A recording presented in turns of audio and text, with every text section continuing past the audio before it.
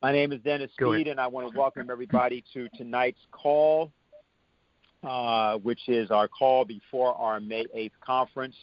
So this is our call for Thursday, May 6th. There's a lot to discuss, and what we're going to do is we are devoting the entire call to providing the material you'll need and the orientation that you need to help us, to assist us in bringing people to our Schiller Institute conference, which will be happening this Saturday. It will be beginning at 9 a.m. So it's 9 a.m. through noon, and then a second session beginning at 1 p.m. And the first section will deal with the strategic crisis, the overall conception of the conference. In the event that some of you are new and are on, is the moral collapse of the transatlantic world cries out for a new paradigm.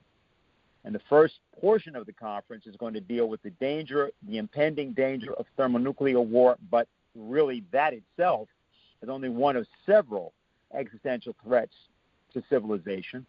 The second part of the conference will be providing an extensive discussion of our solution or method of solution, which we call the coincidence of opposites, or the method of the coincidence of opposites. Now, both of these things we'll describe a bit tonight, but what we're going to do is to give you an idea of the sort of things that will be being presented.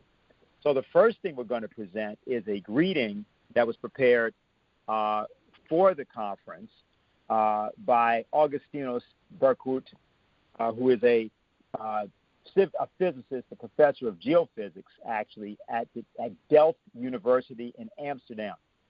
So we're going to play this. People should not get upset about his accent, please. If you listen carefully, you'll understand him because he's extremely clear. And for those of you who have been giving out the pamphlet on the Great Reset, I think you'll appreciate very much what he says in his greeting. So if we can hear that, Charles. My name is Guus Berghout. I am Professor Emeritus of Geophysics at the Technical University of Delft.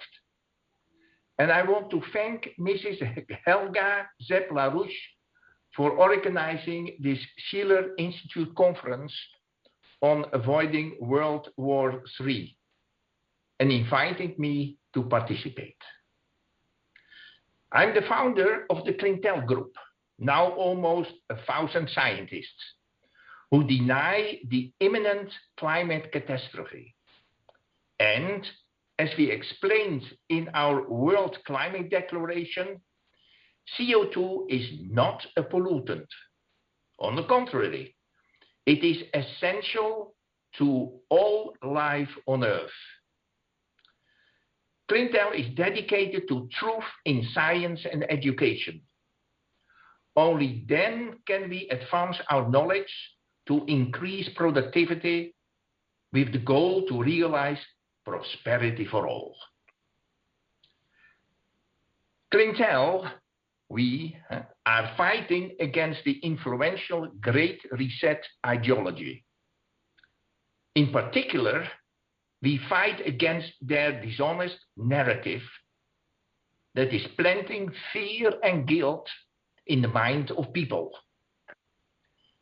Decades of shrewd brainwashing has made citizens pessimistic and submissive.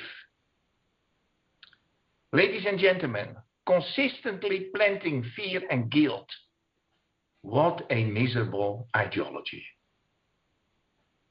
Unfortunately, we see that scary citizens all over the world are now ready to hastily destroy their own energy system.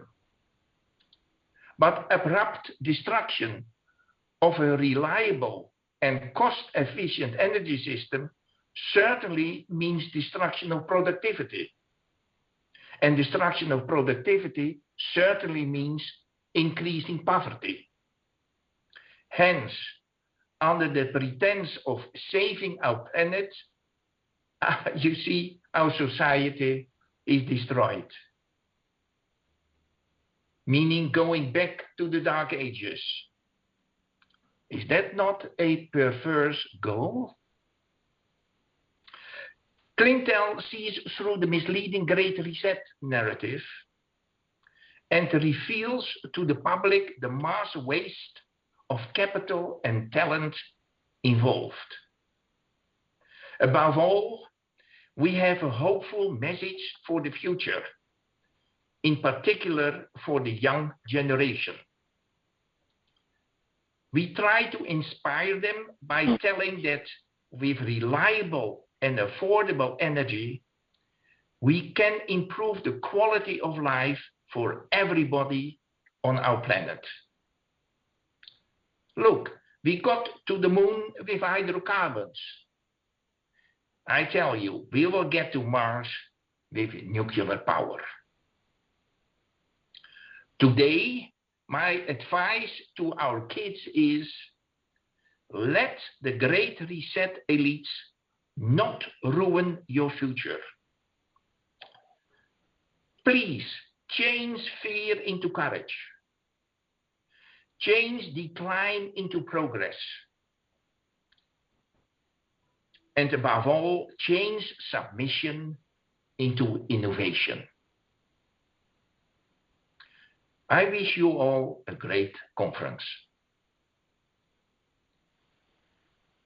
Okay, so that, as you heard, is a scientist who heads an organization called Clintel, which has nearly 1,000 scientists worldwide. So for those of you who are out there getting out the pamphlet on the Great Reset who may have felt isolated, think again.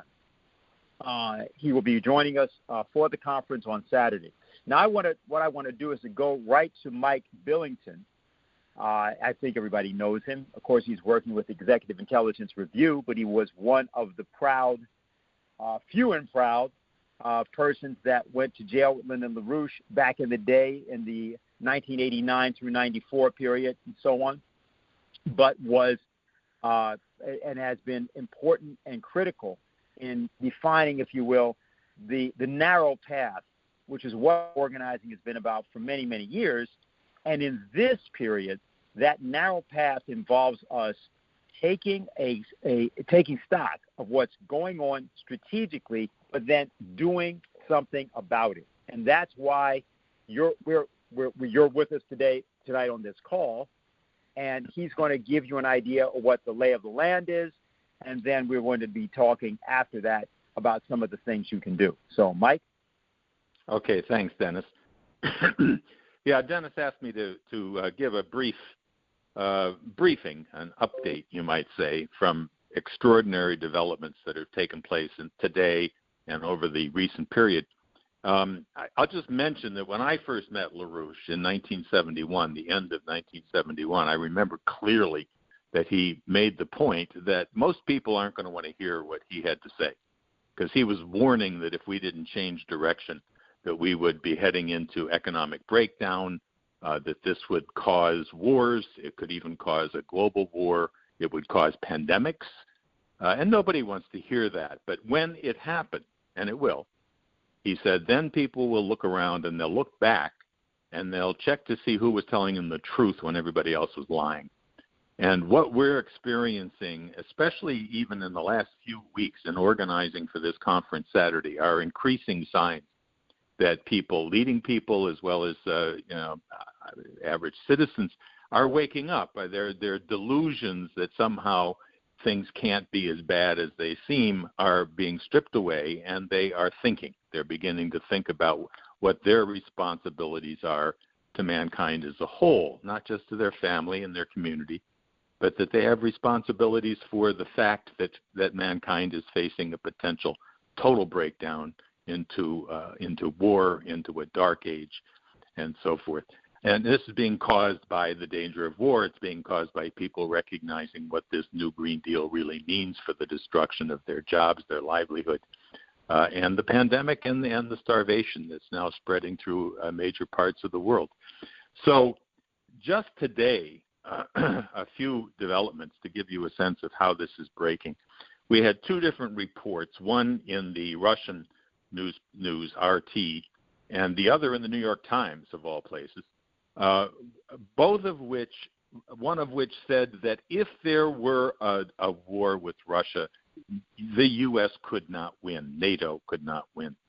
The other, the one in the New York Times, said if there were a war with China over Taiwan, the U.S.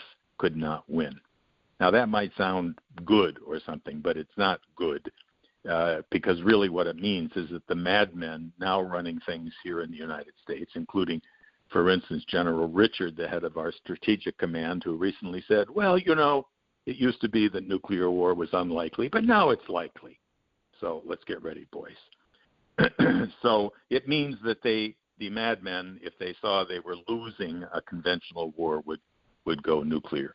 Now, let me go through a little bit of what each of these are. Scott Ritter, who was a weapons inspector in Iraq, had other leading responsibilities, wrote in the RT magazine that with the current massive exercises going on in Europe, what are called Defender Europe 21, he says, while one should not predict failure before it occurs, the reality is Defender will be fighting an uphill battle just to get its forces to the designated training areas and sustain the planned operations.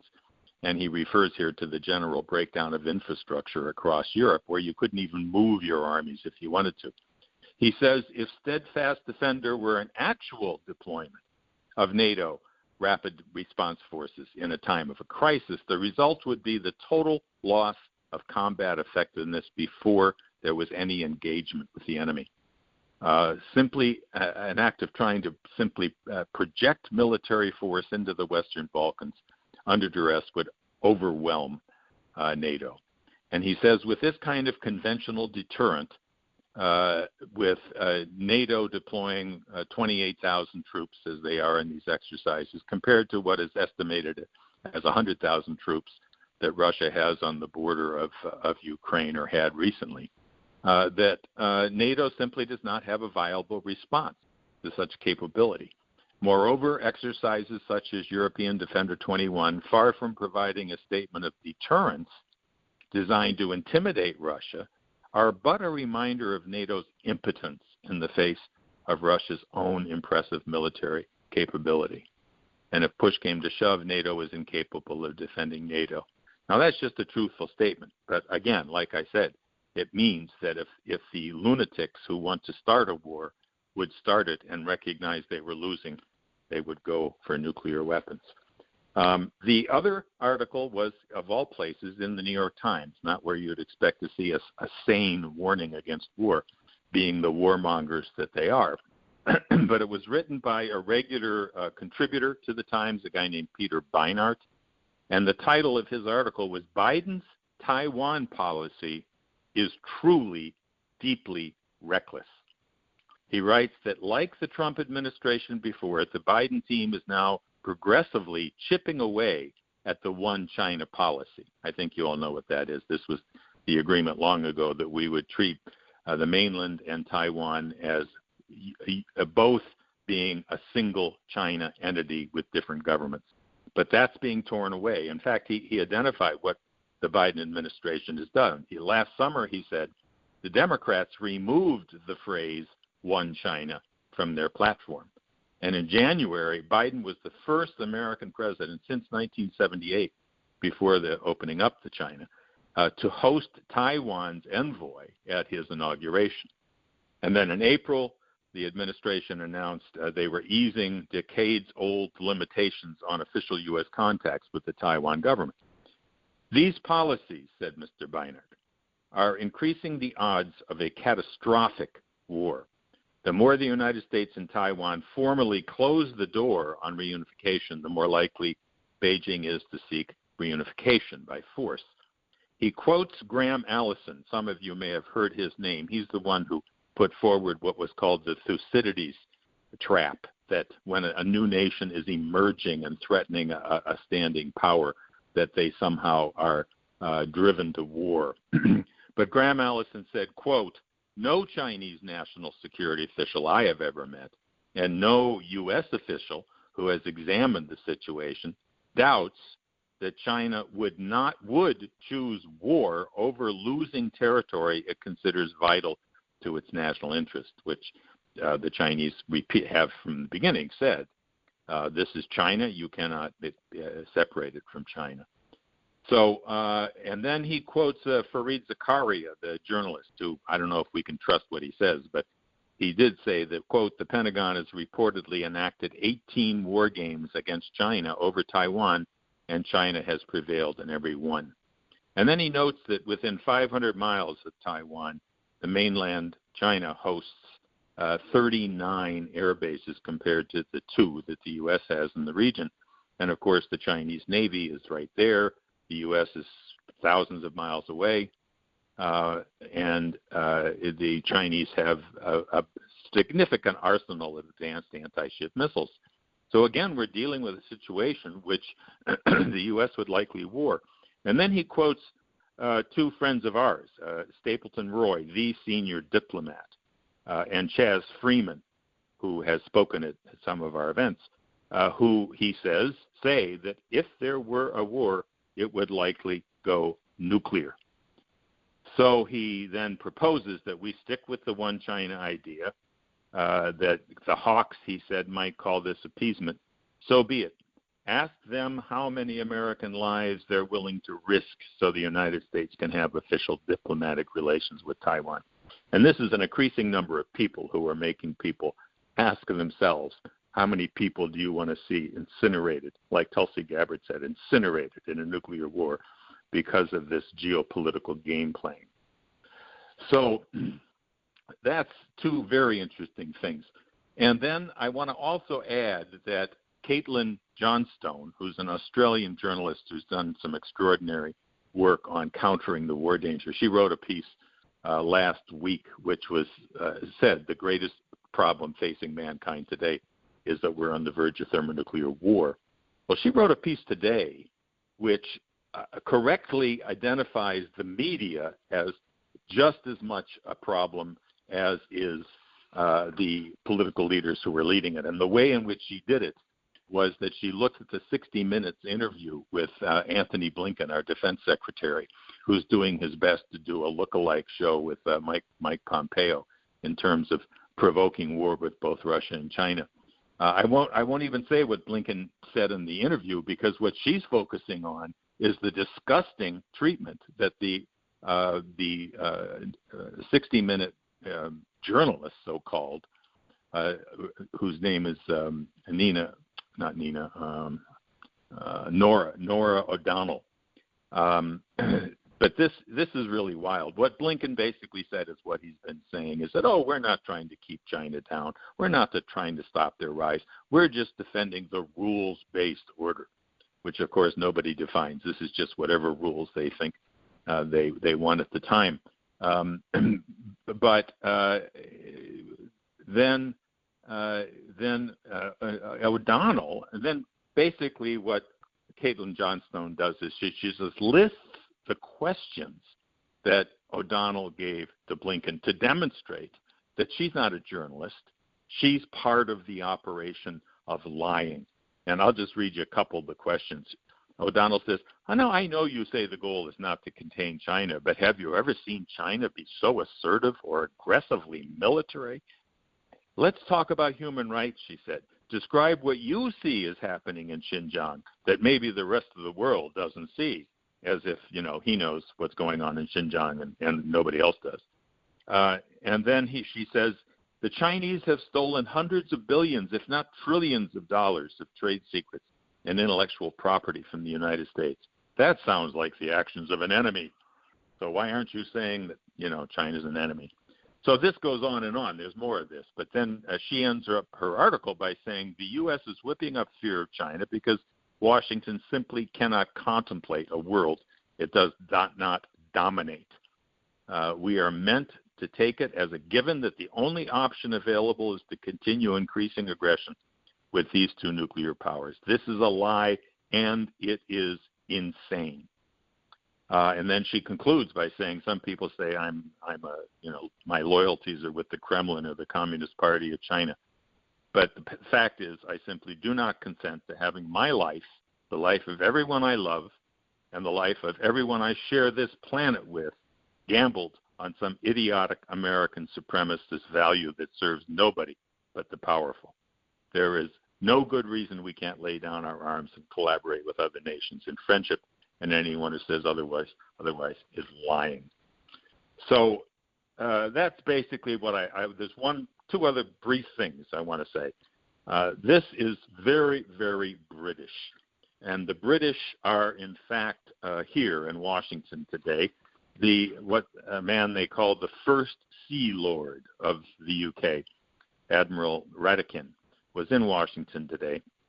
He spoke and he said that we're leaning to Asia. We talk about the tilt to the Indo-Pacific, recognizing that the economic weight of the world is shifting to the Indo-Pacific region. But then in a very British imperial mode, he says the following. So, we're an outward-facing maritime trading nation that has interests all around the globe, and therefore we're reaching out and following those interests. And that, to me, it's incredibly normal. It's part of our nation's history. Now, of course, you know the British history, the Opium Wars, the vile colonialism, the genocide across India and most of Africa, the slave trade, you name it. That's part of British history. And they're confident that they now have the dumb giant, the American brawn, to work with their warped brain to restore the British Empire and its old bloody glory. This is what is in the works. And this is what we have to reverse. I'll just mention that Blinken is in Ukraine today. They're talking about making Ukraine part of NATO, putting NATO troops right on Russia's border.